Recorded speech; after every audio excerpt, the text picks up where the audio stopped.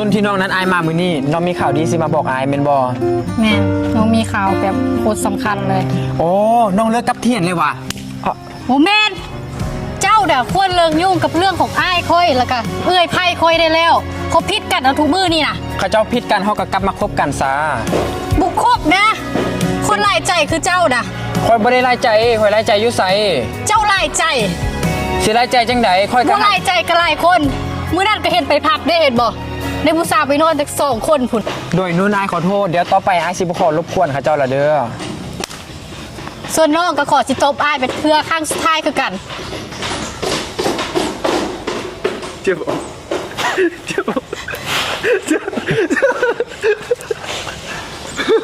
น้องต้มแห้งพูดเด้เบิ่งนู่นต้มแห้งพูดขอโทษนะคือไม่ตั้งใจโอ้ยอ้ายจะเป็นอย่างเจ็บได้บ่น้องมีขนมมาให้กินขนมอย่างน้องขนมตัวนี้ได้แซ่บมาสปอนให้เด้บอยกินเองก็ได้พยานมือน้องมีพยาธิน้องสิกินเป็นหมูเด้โดยกินได้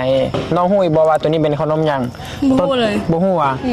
แล้วน้องมาเอาสเต็กให้หยังอยู่นี่น้องเป็นคนเอามา MNV ว่ะบ่แม่นว้าว